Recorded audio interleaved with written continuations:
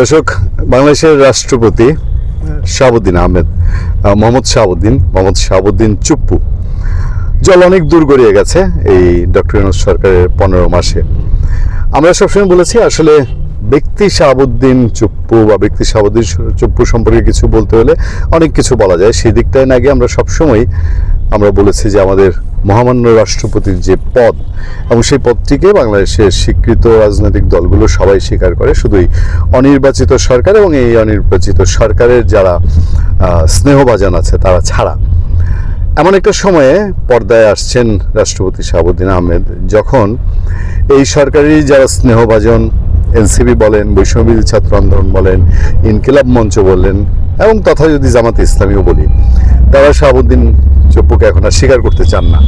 মানে যার হাত ধরে এই সরকার গঠন হয়েছে, যার কাছ থেকে শপথ নিয়ে সরকার গঠন হয়েছে, তাকে এখন আর স্বীকার করতে চান না। তারা গলা ফাটিয়ে ফেলছেন যে এই যে জুলাই সনদ নামে যে একটা অদ্ভুত জিনিস বাংলাদেশের সামনে, সেই আলী রিয়াজ সাহেব একজনকে এনে বাংলাদেশের বিজ্ঞ রাজনীতিবিদদের তাদেরকে একরকম নাকানি চোবানি খাইয়ে এবং বাংলাদেশের কোনো সংবিধান এক্সপার্ট আইনজ্ঞ কাউকে সাথে না রেখে যে জিনিস তিনি দিয়ে গেছেন, এইটাকে বাস্তবায়ন করার জন্য ডক্টর ইউনূসকে সাইন দিয়ে সরকারি প্রজ্ঞাপন এবং এটাকে বাস্তবায়ন করতে হবে। এখানে রাষ্ট্রপতির কিছু করার নেই। সেই সময়ে রাষ্ট্রপতি মোহাম্মদ শাহাবুদ্দিন তিনি পর্দায় আসছেন এবং এর আগের জিনিস আপনারা জানেন যে তাকে সরে যাওয়ার জন্য একরকম আন্দোলন করেছে, তাকে চলে যেতে হবে, তাকে সরিয়ে দিতে হবে, তাকে পদত্যাগ করতে হবে। তার ব্যক্তিগত চিকিৎসক কমানো হয়েছে বলে শোনা যায়, তার প্রেসিডেন্ট প্রেস উইং একটা ছিল সেইটা বন্ধ করে দেওয়া হয়েছে শোনা যায়, এবং বাংলাদেশের কোনো রাষ্ট্রীয় অনুষ্ঠানে বাংলাদেশের রাষ্ট্রপতিকে দেখা যায় নাই বলা যেতে পারে। এবং যেসব প্রচলিত বাংলাদেশের প্রথা ছিল যে বাংলাদেশের সরকার প্রধান দেশের বাইরে গেলে সে রাষ্ট্রপতির সঙ্গে দেখা করেন, ইভেন আমরা সবসময় বলি যে পূজা পার্বণ ঈদ এগুলো আমাদের যে কোনো রাগ গোস্বা বিদ্বেষ বিভেদ এগুলোর ঊর্ধ্বে, সেগুলোতেও জাতীয় ঈদগাহ ময়দানে রাষ্ট্রপতিকে দেখা যেত না।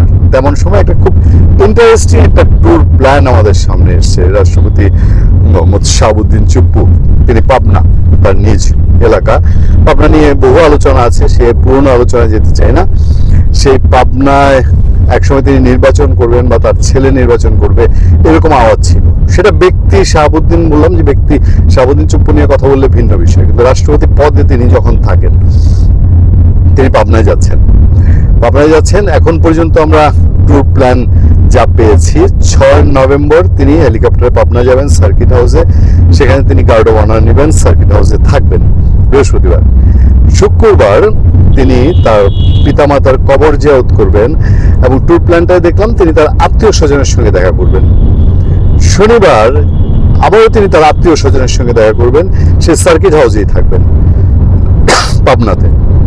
রোববার তিনি আবার গার্ড অফ অনার নিয়ে ফিরে আসবেন, দুঃখিত, কিন্তু সেখানে জানা গেল না যে কোনো রাষ্ট্রীয় প্রোগ্রামে তিনি অংশ নিচ্ছেন কিনা। মানে পিতামাতার কবর জিয়ারত, আত্মীয় স্বজনের সঙ্গে দেখা করা।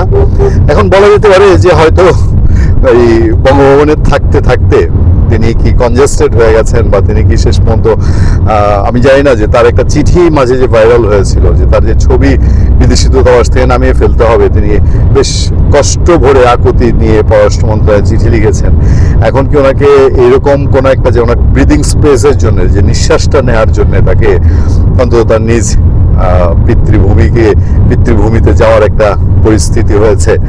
যাক, তারপরেও বাংলাদেশের রাষ্ট্রপতি পর্দায় তাকে দেখা যাচ্ছে, এইটা একটা বিষয়। অনেকে হয়তো ভুলেই গিয়েছিলেন যে বাংলাদেশের রাষ্ট্রপতি পদে কেউ একজন আছেন। আমরা খেয়াল রাখবো, জানার চেষ্টা করব। আর অনেক কিছু তো পর্দার আড়ালে থাকে, সেসব আড়ালের কিছু সামনে আসছে, সেগুলো নিশ্চয়ই বলার অপেক্ষা থাকবে না। ভালো থাকবেন, সুস্থ থাকবেন। আপনাদের সাথে আমি আতিক রহমান, পূর্ণিয়া।